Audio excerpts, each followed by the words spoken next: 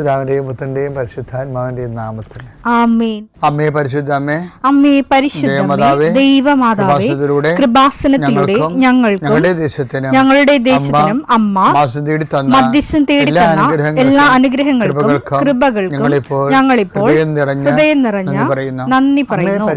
അമ്മേ പരിശുദ്ധമേ, ദൈവമാതാവേ, 2004 ഡിസംബർ 7 ഉച്ചകഴിഞ്ഞ് 2:30 കൃപാസനത്തിൽ സംഭവിച്ച അമ്മയുടെ പ്രത്യക്ഷപ്പെടലിനെ കുറിച്ച് തിരുസഭയ്ക്ക് സമർപ്പിച്ചിരിക്കുന്ന പഠനരേഖകളുടെ മേൽ സഭാത്മകമായ പഠനം ആരംഭിക്കുവാൻ ഞങ്ങൾ പ്രാർത്ഥിക്കുന്നു. അമ്മേ പരിശുദ്ധമേ, ഭൂസ്വർലോകങ്ങളുടെ രാജ്ഞിയായ അങ്ങേയ്ക്ക് ഭൗമസംരക്ഷണത്തിനായി പ്രപഞ്ചപ്രകൃതിയെ തന്നെ തിരുസഭ പ്രതിഷ്ഠിക്കുവാൻ ഈ പ്രത്യക്ഷീകരണം വഴി ഇടയാക്കണമേ. പരിശുദ്ധമേ, ജപമാല മാതാവേ, സകല കൃപാസനം പ്രാർത്ഥനയോടും ചേർത്ത് ഞങ്ങളിപ്പോൾ പ്രാർത്ഥിക്കുന്ന ഈ കുടുംബത്തിന്റെ പ്രത്യേക നിയോഗം പറ മക്കളെ.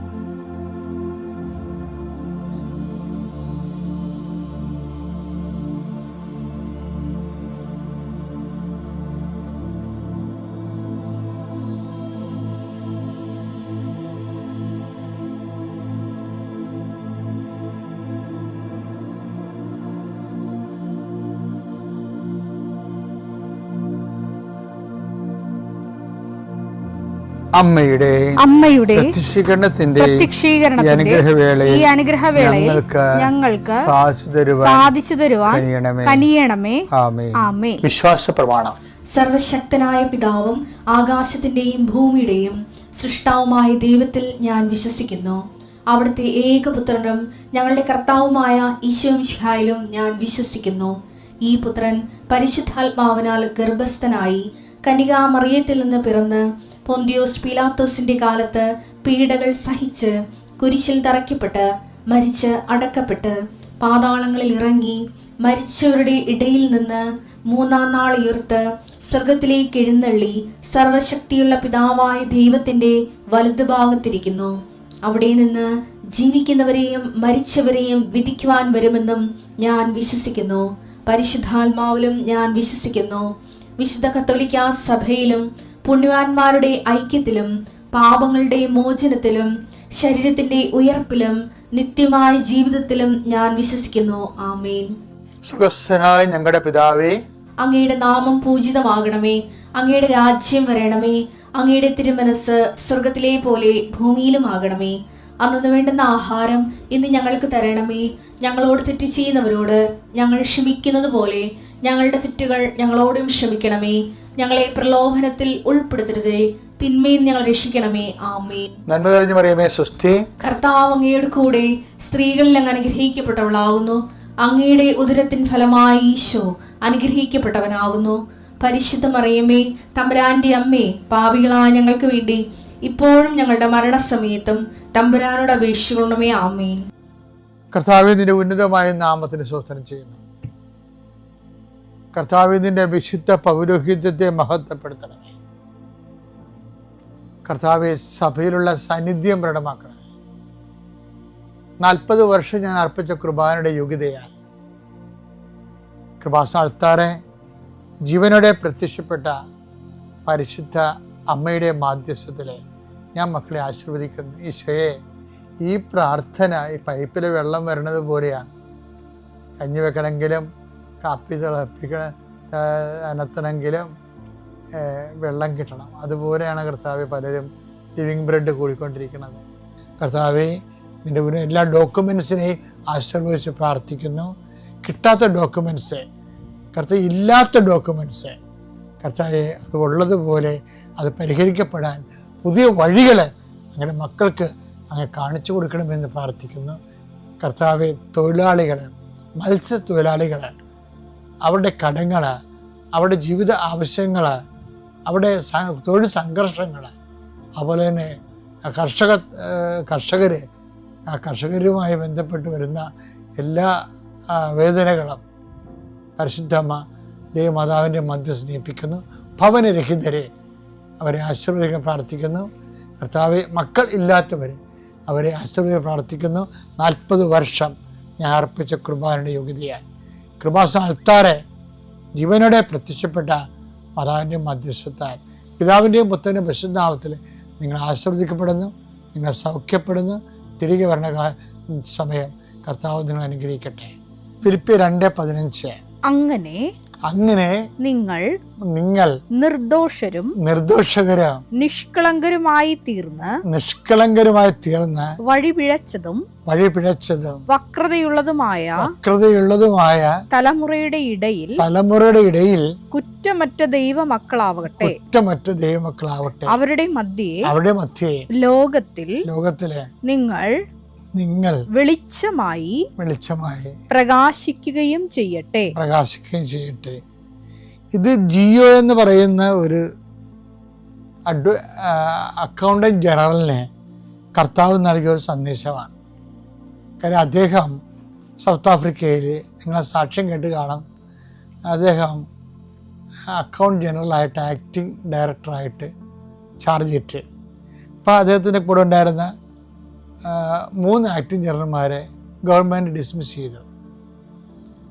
അവരുടെ തിരിമറികളും വക്രതകളും കാരണം ആ ഡിപ്പാർട്ട്മെൻറ്റ് മന്ത്രിയും രാജിവെച്ചു.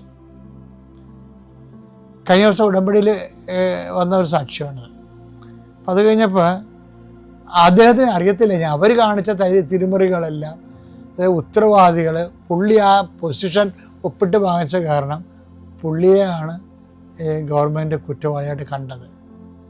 അപ്പോൾ പുള്ളിയുടെ കോൺഫിഡൻഷ്യൽ ഡേറ്റ മറുഭാഗത്തിന് പൈസ വാങ്ങിച്ചിട്ട് വക്കീലന്മാർ മറിച്ച് അവർക്ക് കൊടുത്ത് രഹസ്യത്തിൽ. അപ്പോൾ ഈ ഒരു സങ്കടത്തിൽ പുള്ളിയുടെ കോൺഫിഡൻഷ്യൽ ഡേറ്റ പോലും സ്വന്തപ്പെട്ടവർ, അയാൾക്ക് വേണ്ടി വാദിക്കേണ്ടവർ അയാളെ തോൽപ്പിക്കാൻ വേണ്ടി അകത്തുനിന്ന് പണിയെടുത്ത്. അപ്പോഴേ കർത്താവിനോട് ചോദിച്ചു, കർത്താവേ ഞാൻ എന്ത് ചെയ്യുമെന്ന്. പുള്ളിയാണ് 200 കുടുംബങ്ങളിലെ കാപ്പിരി കുടുംബങ്ങളിലെ കർത്താവിൻ്റെ സുവിശേഷ വേല ചെയ്തത്. അത്രയും ബന്ധമുള്ളതുകൊണ്ട് കർത്താവ് അദ്ദേഹത്തിന് കൊടുത്ത നോട്ടാണ്. എന്താണ്? മറ്റുള്ളൊരു വക്രത കാണിക്കും, വഞ്ചന കാണിക്കും, പക്ഷേ ഈ യുദ്ധത്തിൽ നീ ആ വക്രതയും വഞ്ചനയും കാണിക്കരുത്. കാര്യം എന്താണ്? വിജയം നൽകുന്നത് കർത്താവാണെന്ന്. അപ്പം കർത്താവ് ഒരു വിഷയത്തിൽ ഇടപെടാൻ വേണ്ടി നിങ്ങൾ ആഗ്രഹിച്ചാൽ പിന്നെ ലോകത്തിൻ്റെ ആയുധങ്ങൾ നമ്മൾ എടുക്കരുത്.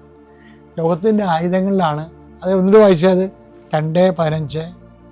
അങ്ങനെ നിങ്ങൾ നിർദോഷകരും നിഷ്കളങ്കരുമായി തീർന്ന് വഴിപിഴച്ചതും വക്രതയുള്ളതുമായ. അവരെക്കുറിച്ച് ഈശോ പറയണതാണ്, അവന്മാർ വഴിപിഴച്ചതാണ്, വക്രതയുള്ളവരാണ്. വക്രതയുള്ളവരും ഇതുപോലെയുള്ള ആൾക്കാരോട് നമ്മൾ പെരുമാറണത് അതേ നാണയത്തിൽ പെരുമാറരുത്. പിന്നെന്ത് ചെയ്യണം? നിഷ്കളങ്കതയോടെ. പലർക്കും തെറ്റിപ്പോണം അവിടെ. അവർ കണ്ണിന് പകരം കണ്ണെന്ന രീതിയിൽ അവർ വക്രത കാണിച്ചാൽ അതേക്കാൾ വക്രത നമ്മളും കാണിക്കും. അപ്പോൾ എന്താ പറ്റണമെന്ന് വെച്ചാൽ കർത്താവിന് രണ്ടുപേരും ഒരുപോലെ പോകും, ഇടപെടാൻ പറ്റാതെ വരും. അപ്പം ദൈവത്തിന് ഇടപെടാൻ പറ്റാത്ത വിധത്തിൽ, രക്ഷിക്കാനാവാത്ത വിധത്തിൽ നമ്മളെ കുറുകിപ്പോകരുത്. ദൈവത്തിൻ്റെ കരം കുറുകിപ്പോകണമല്ല പ്രശ്നം, നമ്മൾ കുറുകിപ്പോകാതിരിക്കാൻ പ്രത്യേകം ശ്രദ്ധിക്കണം. പിതാവിനും പുത്രനും പരിശുദ്ധാത്മാവിനും അമ്മയ്ക്കും അനന്തകോടി നന്ദി, ആരാധന, സ്തുതി, പുകഴ്ചകൾ. ഈ പുണ്യഭൂമിയിൽ ഈ ആൾത്താരയിൽ വീണ്ടും വന്ന് നിൽക്കാൻ കഴിഞ്ഞതിൽ ഒരുപാട് സന്തോഷമുണ്ട്. ഞാൻ 2020 ആദ്യം ഇവിടെ വരുന്നത്. അന്ന് ഉടമ്പടി ഒന്നും എടുക്കാൻ പറ്റില്ലായിരുന്നു.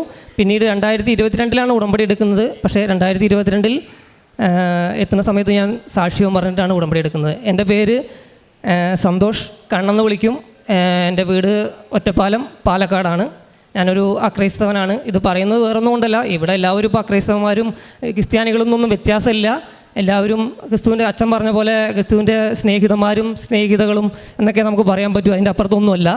അപ്പോൾ എനിക്ക് കിട്ടിയ ഒരുപാട് അനുഭവങ്ങൾ ഇന്നിപ്പോൾ ഞാൻ സാക്ഷ്യം പറയാൻ ഉദ്ദേശിച്ച് വന്നതല്ല. പക്ഷേ അമ്മ മാതാവ് നമ്മുടെ ക്ലിൻ്റൺ അച്ഛനോടിലൂടെ അത് പറയാൻ ഒരു അവസരം നൽകിയപ്പോൾ പറയാൻ വേണ്ടി ഞാൻ ഇവിടെ കയറിയതാണ്. 2022 തൊട്ട് ഒരുപാട് അനുഭവങ്ങൾ എനിക്ക് കിട്ടിയിട്ടുണ്ട്. 2022 വരെയുള്ള സാക്ഷ്യങ്ങൾ ഞാൻ 2022 മാർച്ച് 26-ാം തീയതിയാണ് ഉടമ്പടി എടുത്തത്. അന്ന് ഞാൻ പറഞ്ഞതാണ് 2020 വന്നു, ജനുവരി 26-ാം തീയതി വന്ന് ഉടമ്പടി എടുത്തിട്ടുണ്ടായിരുന്നില്ല, നിയോഗങ്ങൾ വെച്ചു. അന്ന് ഉടമ്പടി ഉണ്ടായിരുന്നില്ല ക്രിസ്ത്യാനികൾക്ക്. അപ്പോൾ അതിനുശേഷം കിട്ടിയ അനുഭവങ്ങളൊക്കെ ഒന്ന് പറഞ്ഞതാണ്. ഇപ്പോൾ അടുത്തിടെ നടന്ന സാക്ഷ്യങ്ങൾ ഞാൻ ഉൾപ്പെടുത്തുന്നു. അതുപോലെ തന്നെ പഴയ സാക്ഷ്യങ്ങളോട് ഒന്ന് ഓടിച്ച് ഞാൻ പറയാം. അതുമെല്ലാം പറയാണ്ടിരിക്കരുത്. ഞാൻ എല്ലാ സാക്ഷ്യങ്ങളും ഒരു നോട്ട് ബുക്കിൽ ഡേറ്റ് ഇട്ട് എഴുതി വെക്കാറുണ്ട് ഇപ്പോൾ. അപ്പോൾ കുറേ സാക്ഷ്യങ്ങളുണ്ട്. അപ്പോൾ അതിനെക്കുറിച്ച് ഞാനൊന്ന് പറയാം. എനിക്ക് ആദ്യമായിട്ട് കിട്ടിയത് ഇപ്പോൾ ഈ അടുത്ത് എൻ്റെ അച്ഛൻ ഹോസ്പിറ്റലിലായിരുന്നു. പെട്ടെന്ന് ഒരു ഹാർട്ട് അറ്റാക്കും ബ്ലോക്കൊക്കെ വന്നതിൻ്റെ ഭാഗമായിട്ട് ഹോസ്പിറ്റലിലായി. അപ്പോൾ എനിക്ക് ESI ഉണ്ട് ഞാൻ ജോലി ചെയ്യുന്ന സ്ഥാപനത്തിൽ. പക്ഷേ എൻ്റെ കൊറോണ സമയത്ത് എൻ്റെ പ്രസൻറ്റ് കുറയും. എനിക്ക് 54% ഉള്ളൂ. എനിക്കത് 76% വേണം. എന്നാൽ മാത്രമേ ഇൻഷുറൻസ് കിട്ടുള്ളൂ. ഗവൺമെൻറ്റിൻ്റെ കാര്യങ്ങൾ അറിയാം, നിയമങ്ങളനുസരിച്ചേ നടക്കുള്ളൂ. അപ്പം ഞാൻ ഹോസ്പിറ്റലിൽ എല്ലാ കാര്യങ്ങളും നടന്നു. ലാസ്റ്റ് പൈസ അടയ്ക്കാൻ പോയ സമയത്താണ് ഈ ഇങ്ങനൊരു ബ്ലോക്ക് വന്ന്. പിന്നെ ആ സമയത്ത് മാതാവ് ഇടപെട്ടുകൊണ്ട് അവിടെ എമൗണ്ട് അടയ്ക്കാനും എല്ലാ കാര്യങ്ങളും നടന്നു. എൻ്റെ അച്ഛൻ മരണപ്പെടുകയും ചെയ്തു. അപ്പോൾ അതിനുശേഷം ഞാൻ ESI പോയപ്പോൾ അവർ പറഞ്ഞു, നിങ്ങളോട് ഞങ്ങൾ പ്രതീക്ഷ പറയുന്നില്ല, ഒരിക്കലും ഇത് കിട്ടാനുള്ള സാധ്യതയില്ല. നിയമപരമായിട്ട് പറയുകയാണെന്ന് വെച്ചാൽ ഒരിക്കലും ഈ ഇൻഷുറൻസ് തുക നിങ്ങൾക്ക് കിട്ടില്ല എന്ന് പറഞ്ഞു. ഞാൻ അവിടെ കഴക്കൂട്ടാണ് എൻ്റെ ബ്രാഞ്ച്. അപ്പം ഞാൻ അവിടെ ചെന്ന് ഉപ്പിട്ട് പ്രാർത്ഥിച്ചു. അതുപോലെ തന്നെ ഷൊർണൂർ ബ്രാഞ്ചിൽ ഞാൻ ഇതുകൊണ്ട് ആദ്യം പോകുന്ന സമയത്തും അവിടെ ഉപ്പിട്ട് പ്രാർത്ഥിച്ചു. ആ മാനേജറൊക്കെ നല്ല രീതിയിൽ നമ്മളോട് സംസാരിക്കുമ്പോൾ തന്നെ നമുക്ക് മനസ്സിലാവേണ്ടത് മാതാവിൻ്റെ ഒരു ഇടപെടലുണ്ടെന്ന്. പിന്നെ കിട്ടില്ല എന്നുള്ളൊരു പ്രതീക്ഷയിലാണ് ഞാൻ ഡിസംബറിൽ വന്ന് ഞാൻ ഉടമ്പടി പുതുക്കി. 1 മാസത്തിന് ശേഷം എൻ്റെ ഇൻഷുറൻസ് പാസ്സായി. ഞാനൊരു ദിവസം ESIയിൽ ഇത് കിട്ടിയോ കിട്ടില്ല എന്ന് അറിയാൻ വേണ്ടിയിട്ട് വെറുതെ ഒന്ന് അന്വേഷിക്കാൻ പോയതാണ്. കിട്ടില്ല എന്ന് പറഞ്ഞതല്ലേ, എന്തെങ്കിലും ഒന്ന് അന്വേഷിക്കാൻ വേണ്ടി പോയതാണ്. ആ സമയത്ത് ആ മാനേജർ പറയുകയാണ്, ഞാൻ എപ്പോഴേ അത് പാസ്സാക്കി വിട്ടുന്നു. ഞാൻ സത്യം പറഞ്ഞാൽ മാതാവിൻ്റെ വലിയൊരു ഇടപെടലായിരുന്നു.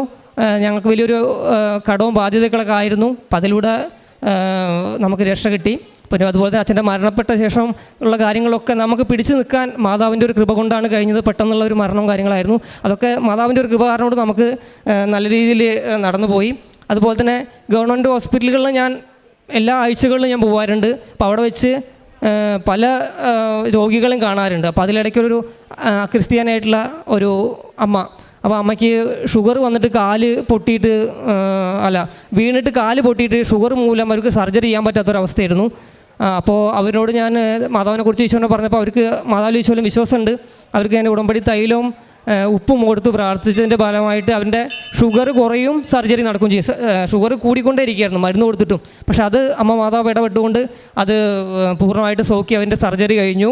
അതുപോലെ തന്നെ ഞാൻ 2020 തൊട്ട് ഇങ്ങോട്ട് ഇതുവരെയും ഓരോ അസുഖങ്ങൾ വരുമ്പോഴും ഞാൻ വേറൊരു മരുന്നുകളും കഴിച്ചിട്ടില്ല ഇതുവരെ.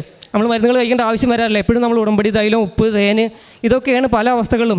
ശ്വാസമുട്ടലാവാം, പല അസുഖങ്ങളും നമുക്ക് വരുമ്പോൾ നമ്മൾ ആദ്യം സമീപിക്കുന്നത് ദൈവത്തിൻ്റെ മരുന്ന് തന്നെയാണ്. അത് ഏറ്റവും വലിയൊരു സാക്ഷിയാണ്. അതുപോലെ തന്നെ എൻ്റെ മാമൻ്റെ മോന് ഒരു ജോലി, അപ്പോൾ അവന് കുറേ വർഷങ്ങളായിട്ട് ജോലിയില്ലാത്തൊരവസ്ഥ. ഇപ്പോൾ ഇന്നത്തെ കാലത്ത് ജോലി കിട്ടാൻ ഭയങ്കര പ്രശ്നങ്ങളാണ്. അപ്പോൾ അവന് ക്വാളിഫിക്കേഷൻ കുറവാണ്, +2 പോലും ഇല്ലാത്ത അവസ്ഥയാണ്. അപ്പോൾ ഒരുപാട് പ്രശ്നങ്ങളിലൂടെ കടന്നുപോയി. അപ്പോൾ ആ സമയത്ത് കഴിഞ്ഞ പ്രാവശ്യം ഞാൻ നിയോഗം വെച്ചപ്പോൾ ആ മോൻ്റെ ഒരു ജോലിക്കാരൻ വെച്ചിരുന്നു. അവനിപ്പോൾ ലുല്ലുവിൻ്റെ ഒരു ഔട്ട്ലെറ്റിൽ ഒരു ഇലക്ട്രോണിക്സിൻ്റെ കോർഡിനേഷൻ ടീമിൽ ഒരു നല്ലൊരു ജോലി ലഭിച്ചു. അത് വലിയൊരു കാര്യമാണ്. പിന്നെ അതുപോലെ തന്നെ എൻ്റെ ആ സഹോദരൻ്റെ സഹോദരിക്ക്, അപ്പോൾ ഈ കുഞ്ഞുങ്ങളൊക്കെ പരീക്ഷ വരുന്ന സമയത്ത് നമ്മൾ പ്രാർത്ഥിക്കാൻ വേണ്ടി വിളിക്കാറുണ്ട്. അപ്പോൾ ആ പെൺകൊച്ച് +2 കഴിഞ്ഞിട്ട് നഴ്സിങ്ങിന് പോകണം, എന്തിനു പോകണം, ഏതാണെന്നൊന്നും അറിയാത്തൊരവസ്ഥയെ കൂടെ കടന്നു പോകുമായിരുന്നു. അപ്പോൾ നമ്മളോട് പറയും ഒന്ന് പ്രാർത്ഥിക്കാൻ വേണ്ടി പറഞ്ഞിരുന്നു. അപ്പോൾ പ്രത്യക്ഷ പ്രാർത്ഥനയിലും ഉടമ്പടി പ്രാർത്ഥനയും ജപമാലയിലൊക്കെ ചേർത്ത് പ്രാർത്ഥിച്ചതിന് ശേഷമായിട്ട് ആ കുഞ്ഞ് ഒരു പുതിയൊരു കോളേജിൽ പോവും.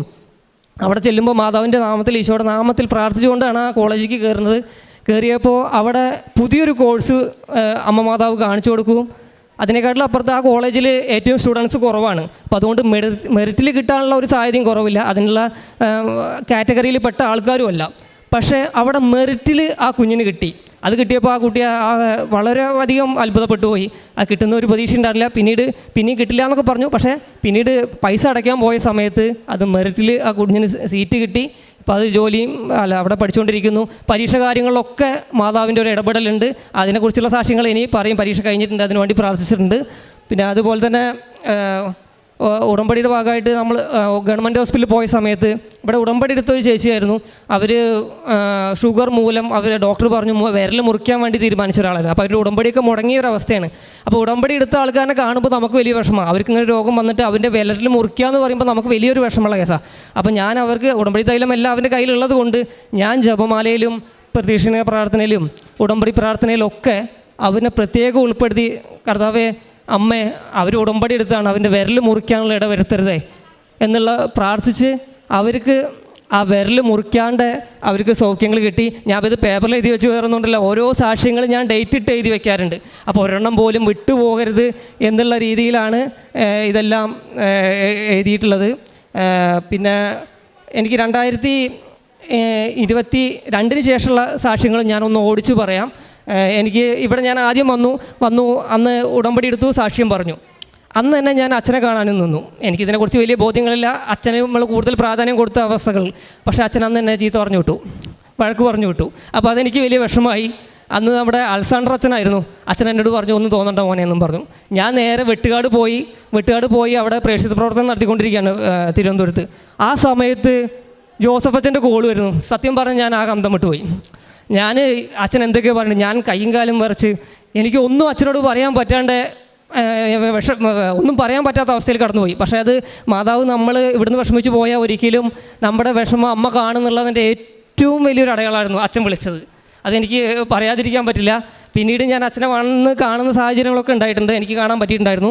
പക്ഷേ എൻ്റെ നിയോഗങ്ങൾ ഏറ്റവും വലിയൊരു നിയോഗം ഒന്നും വരെ നടന്നിട്ടില്ല. പക്ഷേ അത് എൻ്റെ കൃപ ഒഴുകുന്ന ഒരു ചാനലായിട്ട് ഞാൻ കണക്ക് കൂട്ടുന്നു. കാര്യം എന്താ അറിയോ, ആ നിയോഗം നടന്നാൽ നമ്മൾ ദൈവത്തിനെ അറിയാനും ആടപ്പെടാനും നമുക്ക് സാഹചര്യങ്ങൾ കുറവാണ്. നമ്മുടെ ഏറ്റവും ഇമ്പോർട്ടൻ്റ് നിയോഗങ്ങൾ പലരും നടക്കാത്ത ഏറ്റവും വലിയൊരു കാരണം എനിക്ക് തോന്നുന്നത് നമ്മൾ ദൈവത്തിൽ കൂടുതൽ അടുക്കാനും കൃപ നമ്മളിലേക്ക് ഒഴുകാനും നമ്മൾ അച്ഛൻ ഇപ്പോൾ പറഞ്ഞൊരു വചനം പോലെ സ്വർണ്ണം ഉലയിൽ പരിശുദ്ധി ചെയ്യലും പോലെ നമ്മളെ പരിശുദ്ധി ചെയ്ത് തിളക്കിയെടുക്കാൻ വേണ്ടിയിട്ടുള്ള ഒരു കാര്യമാണെന്ന് എനിക്ക് മനസ്സിലായിട്ടുള്ളത്. പിന്നെ അതുപോലെ തന്നെ എൻ്റെ പ്രേക്ഷിത വേലകളും കാര്യപ്രവർത്തനങ്ങളും എന്ന് പറയുമ്പോൾ ഞാൻ അതിനെക്കുറിച്ച് വല്ലാതെ പ്രശ്നങ്ങളിലൂടെ കടന്നു പോയിട്ടില്ല എന്ന് പറയണം. അതായത് ഞാൻ ഇവിടുന്ന് 2022 പോകുമ്പോൾ എനിക്ക് വലിയ ഐഡിയ ഇല്ല അതെങ്ങനെ ചെയ്യുന്നത്. ഇന്നിപ്പോൾ എല്ലാവർക്കും അറിയാം എങ്ങനെ പ്രേക്ഷിത വേല കാര്യപ്രവർത്തനം എന്നും ഇവിടെ പറയിപ്പിക്കുന്നുണ്ട് അച്ഛന്മാർ.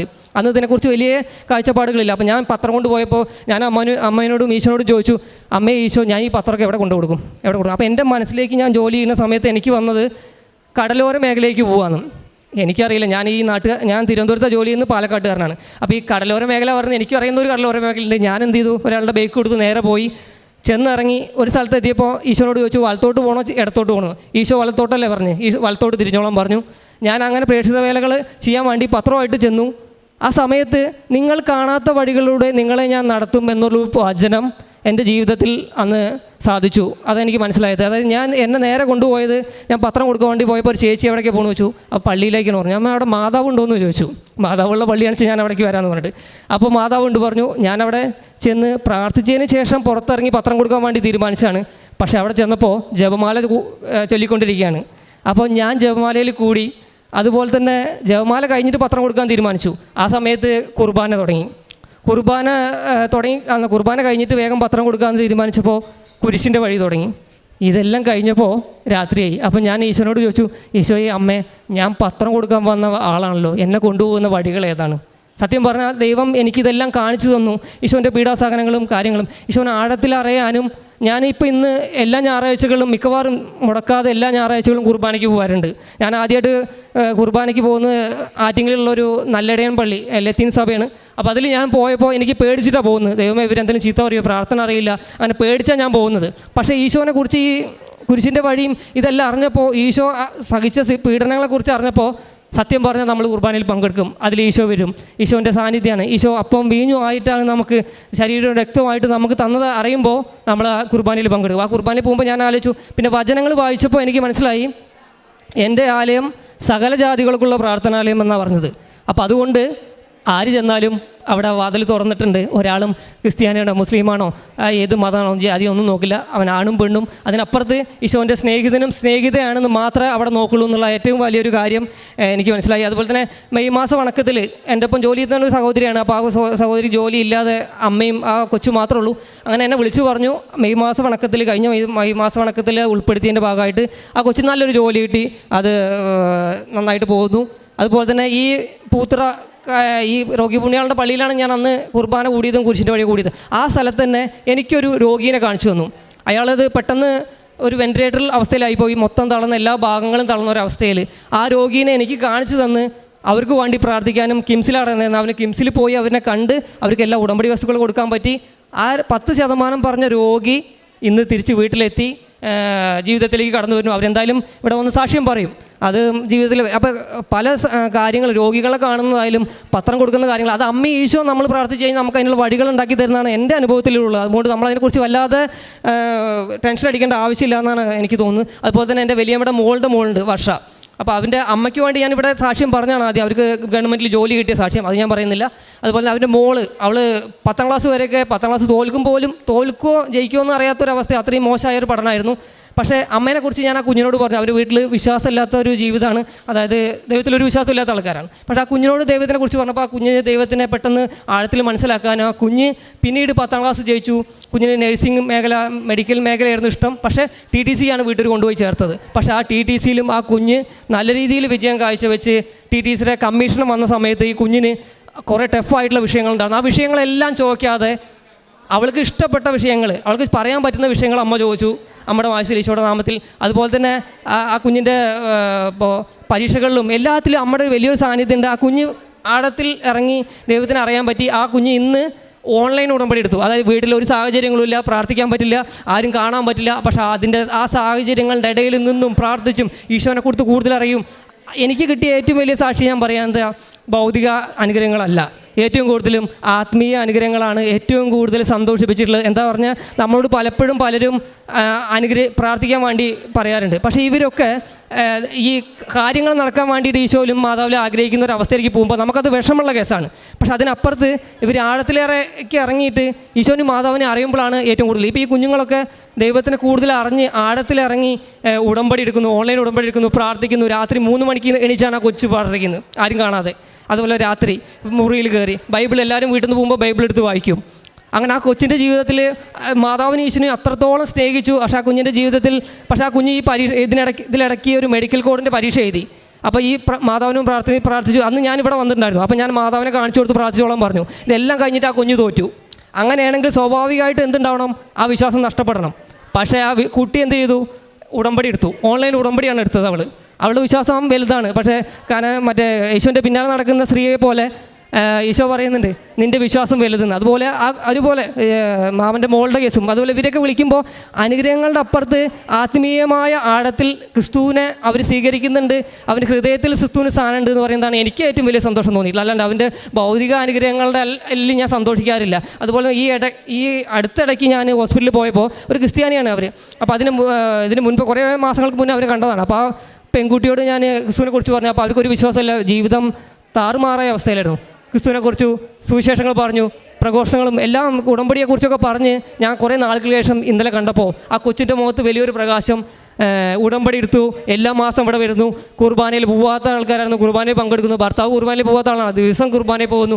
അങ്ങനെ ആത്മീയ കാര്യങ്ങളിൽ ഒരുപാട് നമ്മൾ വചനം പറഞ്ഞിട്ടുള്ളതും നമ്മൾ ഈശോനെക്കുറിച്ച് പറഞ്ഞുള്ള ആൾക്കാരൊക്കെ ആത്മീയമായിട്ട് ഇറങ്ങുമ്പോഴാണ് നമുക്ക് ഏറ്റവും കൂടുതൽ സന്തോഷം ഉണ്ടായിട്ടുള്ളത്.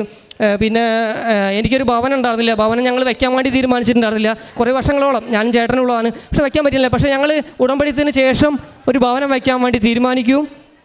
അത് ലോണിന് പോയ സമയത്ത് ഞങ്ങൾക്ക് ലോൺ കിട്ടില്ല. ഞങ്ങളുടെ സ്ഥലം കുറച്ച് പ്രശ്നങ്ങളുള്ള സ്ഥലമാണ്, പള്ളിയിലാണ്. അങ്ങനത്തെ സ്ഥലങ്ങൾ കാരണം ലോൺ കിട്ടാത്തൊരവസ്ഥ. ആ സമയത്ത് ഞങ്ങളുടെ ഒരു ബന്ധു, അതായത് ആരും അവനവൻ്റെ വീടിൻ്റെ ആധാരം വെച്ച് ആർക്കും ലോൺ എടുത്തു കൊടുക്കാൻ എന്നൊക്കെയുള്ള പരിപാടി ചെയ്യില്ല. എന്താണെന്ന് പറഞ്ഞാൽ പ്രശ്നങ്ങൾ ആർക്കെങ്കിലും അടയ്ക്കാൻ പറ്റാതെ അവൻ്റെ വീട് സ്ഥലം പോകുന്ന കാര്യമാണ്. പക്ഷേ അമ്മ മാതാവ് ഇടപെട്ട് ഞങ്ങൾക്കൊരു ഭവനം ഒരുക്കാൻ വേണ്ടി ഞങ്ങൾക്ക് ലോൺ എടുത്തു തന്നു.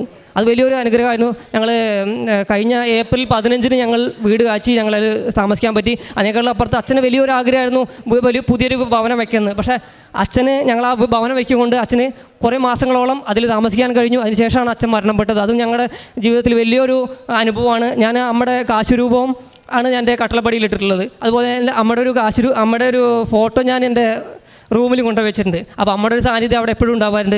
പല അപകടങ്ങളിൽ നിന്നും എന്നെ പലപ്പോഴും സഹായിച്ചിട്ടുണ്ട്. ഞാൻ എൻ്റെ റൂമിൽ നിന്ന് ഒരു വശം രാത്രി ഇറങ്ങുന്ന സമയത്ത് എൻ്റെ കാലിൽ ചവിട്ടുന്ന സമയത്ത് ഒരു പാമ്പ് ആ പാമ്പ് എവിടുന്ന് വന്നു എന്നറിയില്ല. ആ പാമ്പ് ഒരു ദിവസം ഒരു ദാരത്തിനകത്തൂടെ അങ്ങ് കയറി പോകുന്നുണ്ടു. അതൊക്കെ നമ്മുടെ വിശ്വാസം വർദ്ധിപ്പിക്കാനുള്ള ഏറ്റവും വലിയൊരു അടയാളമായിട്ട് എനിക്ക് തോന്നി. പിന്നെ ഞാൻ ഈ ഉടമ്പടിയുടെ സാക്ഷ്യങ്ങളും എനിക്ക് കിട്ടിയ അനുഭവങ്ങൾ എഴുതി വയ്ക്കുന്ന കാര്യം എന്താണ്, നമ്മുടെ ജീവിതത്തിൽ ചിലപ്പോൾ വിശ്വാസത്തിന് അച്ഛൻ പറഞ്ഞ മതി ഏറ്റയിറക്കങ്ങളെല്ലാം ഉണ്ടാവും. ആ ഏറ്റയിറക്കങ്ങളെല്ലാം വരുമ്പോൾ നമ്മൾ ഈ സാക്ഷ്യങ്ങളെല്ലാം നമുക്ക് കിട്ടിയ അനുഭവങ്ങളെല്ലാം വായിച്ചു കഴിഞ്ഞാൽ നമുക്ക് കിട്ടിയ അനുഗ്രഹങ്ങളുടെ ഈശോനോട് കൂടുതൽ അടുക്കാൻ നമുക്ക് പറ്റും. അതാണ് എനിക്ക് ഏറ്റവും വലിയ തോന്നിയിട്ടുള്ള കാര്യങ്ങൾ.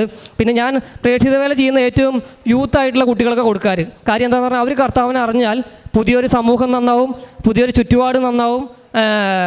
പലപ്പോഴും പുറത്തിറങ്ങുമ്പോൾ തിന്മ കാണാതിരിക്കാൻ കണ്ണുകൾ അടയ്ക്കുന്നവൻ ഉന്നതങ്ങളിൽ വസിക്കുന്ന ഒരു വചനമുണ്ട്. പക്ഷേ നമ്മൾ കണ്ണടച്ച് പോകേണ്ട ഒരു അവസ്ഥയാണ്. പുറത്തിറങ്ങുമ്പോൾ കോളേജും പരിസരങ്ങളും സ്റ്റാൻഡുകളൊക്കെ കാണുമ്പോൾ നമ്മൾ തിന്മകളുടെ പ്രവർത്തനങ്ങളാണ് യൂത്തിൽ കാണുന്നത്. അപ്പോൾ അവരൊക്കെ ദൈവത്തിനെ അറിയാൻ കഴിഞ്ഞാൽ അവർ തെറ്റ് ചെയ്യാൻ പറ്റില്ല. പൗലോസ് അപ്പോസ്തലൻ പറഞ്ഞ പോലെ എൻ്റെ നെഞ്ചിനകത്ത് ഒരു മുള്ള് വെച്ചിട്ടുണ്ടെന്ന് പറഞ്ഞ പോലെ ദൈവത്തിനെ അറിയുമ്പോൾ നമുക്കൊരു മുള്ളുണ്ടാവും. തെറ്റ് ചെയ്യുമ്പോൾ നമുക്ക് വിശ്വാസം ബോധ്യങ്ങളുണ്ടാവും. പിന്നെ എഫെസസിലെ ലേഖനത്തിൽ 4-ാം അധ്യായം 22-23 തിരുവചനങ്ങൾ പറയുന്ന പോലെ നിങ്ങളുടെ പഴയ ജീവിതത്തിൽ നിന്നും രൂപം കൊണ്ട വഞ്ചന നിറഞ്ഞ ആസക്തികളാൽ കലുഷിതനായ പഴയ മനുഷ്യനെ ദൂരെ എറിയുവിൻ. നിങ്ങൾ മനസ്സിൻ്റെ ചൈതന്യത്തിൽ നവീകരിക്കപ്പെടട്ടെ. യഥാർത്ഥ വിശുദ്ധിയിലും നീതിയിലും ദൈവത്തിൻ്റെ സാദൃശ്യത്തിൽപ്പെട്ട പുതിയ മനുഷ്യനെ ധരിക്കുവിൻ. ഉടമ്പടികളിലൂടെ നമുക്ക് ലഭിക്കുന്നതും അതാണ്. ഞാൻ ആദ്യ ഉടമ്പടിയിൽ വന്ന് ഇവിടെ സാക്ഷ്യം പറയുന്ന സമയത്ത് എനിക്ക് പറയാൻ നിങ്ങൾ എന്ത് പറയണം, എന്ത് പ്രവർത്തിക്കണമെന്ന് നിങ്ങൾ ചിന്തിക്കേണ്ട ആ സമയത്ത് ദൈവം പറഞ്ഞു തരും എന്ന് പറയുന്നുണ്ട്. അതുപോലെ നമ്മൾ ഈ ആൾക്കാർ കയറുമ്പോൾ ദൈവം പറഞ്ഞു തരുന്ന പോലെയാണ് പറയുന്നത്. അതായത് അന്ന് എനിക്ക് തോന്നിയത് കൃപാസനം ഒരു ആത്മീയയുടെ സ്കൂളായിട്ടാണ് ഞാൻ അന്ന് സാക്ഷ്യം പറഞ്ഞത്. ഇന്ന് എനിക്ക് പറയാനുള്ളത് ഉടമ്പടി നിത്യജീവൻ്റെയും സ്വർഗരാജ്യത്തിൻ്റെയും താക്കോലാണ്. അതാണ് നമുക്ക് ഉടമ്പടിയിലൂടെ കിട്ടുന്നത്. നിത്യജീവൻ്റെയും സ്വർഗരാജ്യത്തിൻ്റെയും താക്കോലാണ് നമുക്ക് ഈ ഉടമ്പടിയിലൂടെ ലഭിക്കുന്നത് വചനത്തിലൂടെ കടന്നു പോകുമ്പോൾ. പിന്നെ അതുപോലെ തന്നെ പത്രങ്ങൾ വിതരണം ചെയ്യുമ്പോൾ നമുക്ക് ഏറ്റവും കൂടുതൽ വിഷമം തോന്നാറുള്ള കാര്യം പത്രങ്ങൾ എനിക്ക് പലപ്പോഴും ഞാൻ അച്ഛൻ മരണപ്പെട്ടതിന് ശേഷം ഇവിടെ വരാൻ പറ്റാതെ കുറച്ച് നാൾ നിന്ന സമയത്ത് ഞാൻ തിരിച്ച് പള്ളിയിൽ പോയി കുർബാന കൂടിയ സമയത്ത് എനിക്ക് ഒരു 12 പത്രം കിട്ടി. അപ്പം വലിയ സന്തോഷിച്ചു. എന്താ പ്രേക്ഷിത വേല ചെയ്യാൻ നമുക്ക് പത്രം ഇല്ലാതെ പ്രേക്ഷിത വേല ചെയ്യാൻ ബുദ്ധിമുട്ടാണെന്ന് എനിക്ക് മനസ്സിലായിട്ടുള്ളത്. അല്ലാതെ ഒരു ഈശോനെക്കുറിച്ച് ഒരാൾക്ക് പറയാൻ കുറച്ച് പേടിയുണ്ടാവും. പക്ഷേ ഇന്ന് നമുക്ക് ഈശോനെക്കുറിച്ച് പറയാൻ ഏറ്റവും എളുപ്പമാണ്. നമുക്ക് കൃപാസനം പത്രം ഉണ്ട്, ആയിരക്കണക്കിന് മക്കളുടെ സാക്ഷ്യങ്ങളുണ്ടാവും. അതുകൊണ്ട് ഈശോനെ നമുക്ക് പ്രഘോഷിക്കാനും ഈശോനെക്കുറിച്ച് പറയാനും നമുക്ക് ഏറ്റവും കൂടുതൽ എളുപ്പമായിട്ടുള്ളൊരു സംവിധാനമാണ് നമ്മുടെ ഉടമ്പടിയിലൂടെ നമുക്ക് ലഭിക്കുന്നത്.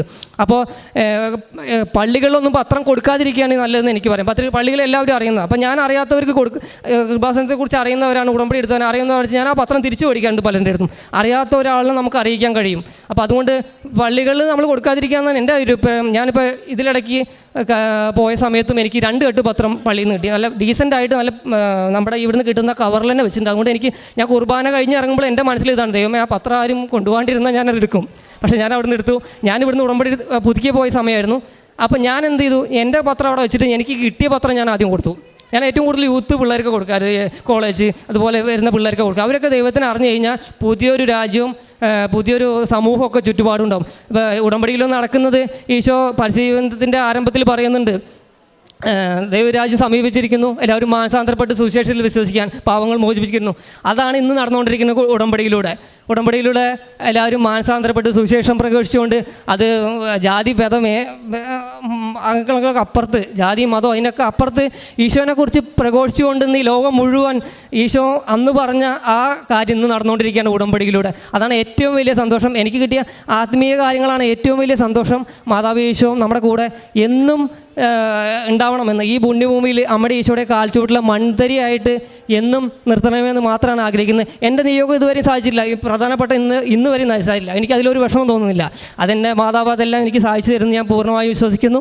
എന്തായാലും മാതാവ് ഈശോയും ഇന്ന് ഞാൻ പ്രതീക്ഷിച്ചിട്ടില്ല ഈ ആൾക്കാർ കയറുന്നു. ഞാൻ പലപ്പോഴും ഇവിടെ വന്ന് മുട്ടുകുത്തുമ്പോൾ ദൈവമേ ഞാൻ എന്ന് കയറുന്നു ഞാൻ ചോദിക്കാറുണ്ട്. പക്ഷേ ഇന്ന് അമ്മ മാതാവ് അതിനുള്ളൊരു അവസരം തന്നതിന് ഞാൻ വളരെയധികം നന്ദിയും ആരാധന സ്തുതി പൊഴിച്ച എല്ലാം അർപ്പിക്കുന്നു. നന്ദി. ഉടമ്പടിയുടെ ഈ ആത്മാവിനെ തൊട്ടറിയുന്ന ചില സാക്ഷ്യങ്ങളുണ്ട്. അതായത് ഒരു പക്ഷേ ഉടമ്പടി എടുത്ത ഒരു വളരെ ചുരുങ്ങിയ ശതമാനം ആളുകൾക്ക് മാത്രം പറ്റുന്നൊരു കാര്യമാണ് ഈ ഉടമ്പടിയുടെ യഥാർത്ഥ ആത്മാവിനെ തൊട്ടറിയുക എന്ന് പറഞ്ഞത് തിയററ്റിക്കൽ ആയിട്ടുള്ള അറിവല്ല. അതൊരു പക്ഷേ നമ്മൾ സാക്ഷ്യങ്ങൾ കേൾക്കുമ്പോഴും അച്ഛൻ്റെ ടോക്ക് കേൾക്കുമ്പോഴും തിയററ്റിക്കായിട്ടുള്ള അറിവ് കിട്ടും. പക്ഷേ എന്തിനാണ് ഉടമ്പടി എന്നുള്ള ചോദ്യത്തിന് ഒരാൾ വ്യക്തി ജീവിതത്തിൽ ഉടമ്പടി ജീവിക്കുമ്പോൾ ക്ലാരിഫിക്കേഷൻ കിട്ടുന്ന കുറേ മേഖലകളുണ്ട്.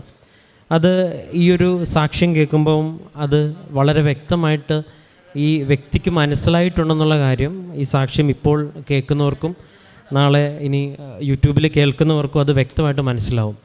എന്തിന് ആണ് അല്ലെങ്കിൽ പത്രവിതരണം നടത്തുന്നത്, പ്രേക്ഷിത പ്രവർത്തനത്തിൻ്റെ അർത്ഥം എന്ത് എന്നുള്ളൊരു ചോദ്യം പലപ്പോഴും ഉടമ്പടി എടുത്തിട്ട് 4-5 പുതുക്കിയവർക്ക് പോലും ഒരു ക്ലാരിറ്റി വരാത്തൊരു വിഷയമാണ്. പക്ഷേ അത് ഇവിടെ ഉള്ളൊരു ടോക്ക് കേട്ടിട്ടല്ല, വ്യക്തിപരമായിട്ടൊരു പക്ഷേ ഈ ഒരു പ്രാർത്ഥനയിൽ നിൽക്കുമ്പോൾ ദൈവം നൽകിയൊരു വെളിപാടാണ്. അതായത് ക്രിസ്തുവിൻ്റെ കൈമാറ്റമാണ് ഉടമ്പടിയിലെ ഏറ്റവും പ്രധാനപ്പെട്ട ലക്ഷ്യം.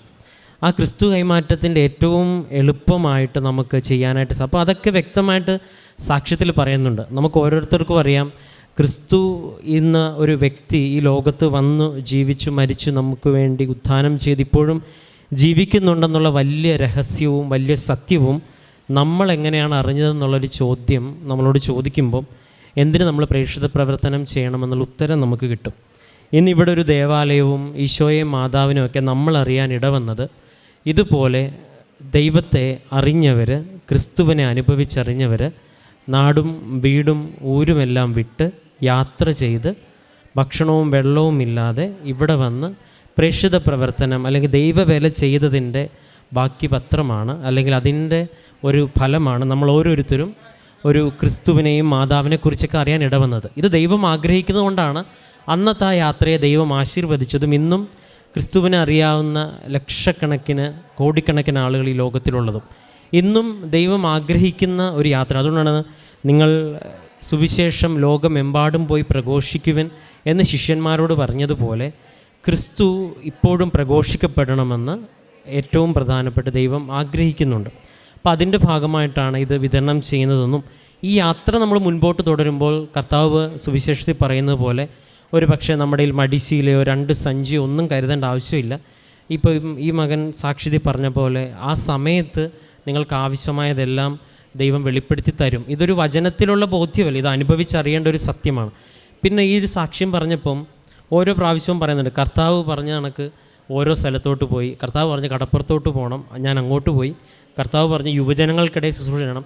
അപ്പം ദൈവം തന്നെ ഇങ്ങനെ ഓരോ ശുശ്രൂഷകൾ എടുത്തു കൊടുക്കണത്. ഇപ്പം അപ്പോസ്തല പ്രവർത്തനം 8:26 പീലിപ്പോസിനോട് പറയുന്നുണ്ട്, പീലിപ്പോസ് വാദിക്കുന്നുണ്ട് തെക്കോട്ട് പോകും, അവിടുന്ന് ഈ വടക്കോട്ട് പോകുന്നൊക്കെ. അപ്പം ദൈവത്തിനോട് ചേർന്നൊരു യാത്ര ആരംഭിക്കുമ്പം ചെറുതും വലുതുമായ നമ്മുടെ കാര്യത്തിൽ ദൈവം നമുക്ക് ഡിറക്ഷൻ തരും. ഇതിപ്പോൾ ആദ്യത്തെ സാക്ഷ്യമല്ല, ഒപ്പം തന്നെ ഈ സാക്ഷ്യത്തിലുടനീളം റെഫർ ചെയ്തിട്ടുള്ള വചനങ്ങൾ, എഫേസുസാരുടെ വചനവും നിൻ്റെ വിശ്വാസം വലുതാണെന്ന് സ്ത്രീയോട് സംസാരിക്കുന്ന കർത്താവിൻ്റെ വചനവും പരിശുദ്ധ അമ്മ ഓർമ്മ, അങ്ങനെ. അപ്പോൾ അതിനർത്ഥം വചനവുമായിട്ടും ബൈബിളുമായിട്ടും ചെറിയ വായിച്ചുള്ള ബന്ധമല്ല, അതിൽ കൂടുതൽ പ്രാർത്ഥിച്ചൊരുങ്ങി കേൾക്കുവാനായിട്ട് ശ്രമിക്കുന്നുണ്ട്. ഒപ്പം ഇതൊരു ആത്മീയതയുടെ സ്കൂളാണ് എന്ന് കഴിഞ്ഞ പ്രാവശ്യം പറഞ്ഞെങ്കിൽ ഇപ്പോൾ കുറച്ചും കൂടെ ഇത് നിത്യജീവൻ്റെ താക്കോലാണെന്നൊക്കെ ഉള്ളൊരു ബോധ്യം, അതും ഏറെ പ്രത്യേകിച്ച് തുടങ്ങിയതുപോലെ ഒരു ഇതിൽ ക്രിസ്ത്യാനിയായിട്ട് വന്നോ അക്രൈസ്തൻ അതൊന്നുമല്ല, ക്രിസ്തുവിനെ ആരാണോ യഥാർത്ഥത്തിൽ സ്നേഹിക്കുവാനായിട്ട് മുന്നോട്ട് വരുന്ന അവർക്കൊക്കെ ക്രിസ്തുവിൻ്റെ വ്യക്തിപരമായിട്ടുള്ള വളരെ ആഴത്തിലുള്ള അനുഭവം നൽകും എന്നുള്ള ഒരുപാട് സാക്ഷ്യങ്ങളിൽ ആത്മാവിനെ തൊട്ടറിഞ്ഞൊരു സാക്ഷ്യം കേൾക്കുവാനായിട്ട് നമുക്ക് എല്ലാവർക്കും ഇടവരുത്തി. ഒപ്പം ഒരു നിയോഗത്തിനെക്കുറിച്ചും പറയുമ്പോഴും അതൊരു പക്ഷേ അതും വലിയൊരു തിരിച്ചറിവാണ്. എൻ്റെ നിയോഗം നടക്കാത്തത് എനിക്കത് കൃപയൊഴുകാനുള്ളൊരു വഴിയാണെന്ന് ഒരു പക്ഷേ അങ്ങനെയൊക്കെ ചിന്തിക്കാനായിട്ട് ഒരു വ്യക്തിക്ക് സാധിക്കുന്നുണ്ടെങ്കിൽ അതും ഒരു ദൈവത്തിൻ്റെ ഒരു അനുഗ്രഹമാണ്. ഒപ്പം സാക്ഷ്യങ്ങളൊക്കെ കേൾക്കുന്നതും അപ്പോൾ ദൈവം തന്നെ എങ്ങോട്ടാണ് പോകേണ്ടതെന്നൊക്കെ ഇട. അപ്പം ഇതുപോലെ ഉടമ്പടിയുടെ വലിയ സാന്നിധ്യത്തിൻ്റെ, ഉടമ്പടിയുടെ സംരക്ഷണത്തിൻ്റെ, ഉടമ്പടിയുടെ ദൈവികമായ മിഷൻ്റെ എല്ലാം വലിയൊരു സാക്ഷ്യം ദൈവം ഈ മകനിലൂടെ നമ്മളെ കേൾപ്പിക്കുവാനായിട്ട് ഇടവരുത്തി. ഒപ്പം ഇപ്പോൾ സാക്ഷ്യം പറഞ്ഞൊരു ലിസ്റ്റ് എടുക്കുകയാണെങ്കിൽ പറഞ്ഞത് മുഴുവൻ മറ്റുള്ളവരുടെ കാര്യമാണ്. ഒരു പക്ഷേ ഞാനും ഇതാദ്യം കേട്ടതുകൊണ്ടാണ് ഞാനും സാക്ഷ്യം പറയാനായിട്ട് പറഞ്ഞത്. ചിലപ്പോഴൊക്കെ ചിലർക്ക് പ്രത്യേകമായിട്ടൊരു അഭിഷേകം ലഭിക്കും. അതായത് ഒരു രോഗിക്ക് വേണ്ടി പ്രാർത്ഥിച്ച് സൗഖ്യപ്പെടുത്താനുള്ളൊരു അഭിഷേകം ചിലർക്ക് ലഭിക്കും. ചിലർക്ക് ബൈബിൾ വായിക്കാനുള്ള അഭിഷേകമായിരിക്കും, ചിലർക്ക് വചനം അപ്പം ഓരോരുത്തരും ഉടമ്പടിയിൽ ലഭിക്കുന്ന അഭിഷേകം വളരെ വ്യത്യാസമാണ്. അപ്പം ഇദ്ദേഹത്തിനെ സംബന്ധിച്ചിടത്തോളം ഇദ്ദേഹം ഇപ്പോൾ പറഞ്ഞത് മുഴുവൻ ഒരു 5-6-7 കാര്യം പറഞ്ഞ 7 പേരും പുറത്തുള്ള ആൾക്കാരെ കുറിച്ചാണ്. അവർക്കൊക്കെ വേണ്ടി ആത്മാർത്ഥമായിട്ട് പ്രാർത്ഥിച്ചു. പക്ഷേ ഇൻറ്റൻഷൻ കറക്റ്റാണ്, ക്രിസ്തുവിനെ അറിയുക എന്നുള്ളതാണ്. അപ്പോൾ ഏതോ ഒരു മകളുടെ സാക്ഷ്യം റെഫർ ചെയ്യുമ്പോഴും പറയുന്നുണ്ട്, അവർ പരീക്ഷ തോറ്റിട്ടും അവൾ ക്രിസ്തുവിനെ അറിയണം, ഇനി യുവജനങ്ങൾ ക്രിസ്തുവിനെ അറിഞ്ഞു കഴിഞ്ഞാൽ കുറച്ചും കൂടെ ലോകം, അപ്പോൾ ഇങ്ങനെ ഒരാൾ ചിന്തിച്ച് തുടങ്ങണമെങ്കിൽ ആ ഒരു അനുഭവം മനസ്സിലാക്കുക എന്നുള്ളതാണ്. ഏറെ പ്രത്യേകിച്ച് ഈ ഒരു സാക്ഷ്യം കേൾക്കുവാനായിട്ട് നമുക്ക് ദൈവം ഒരവസരം നൽകി. അതിനെപ്പറ്റി ദൈവത്തിന് നന്ദി പറയുകയും ഇതുപോലെ ഇനി ഒരുപാട് ദൈവം എടുത്ത് ഉപയോഗിക്കുന്ന ഒരു ഉപകരണമായിട്ട് മാറുവാൻ, കൃപ ധാരാളമായി പരിശുദ്ധ അമ്മയുടെ മധ്യസ്ഥതയിൽ ഒഴുകുവാൻ ഈ മകൻ്റെ ജീവിതം ഇനിയും കാരണമാകട്ടെ എന്ന് പ്രാർത്ഥിക്കുന്നു. പരിശുദ്ധ അമ്മ വഴി ദൈവം നൽകിയ എല്ലാ അനുഗ്രഹങ്ങൾക്കും നമുക്ക് കരങ്ങളടിച്ച് ദൈവത്തിൻ്റെ നാമം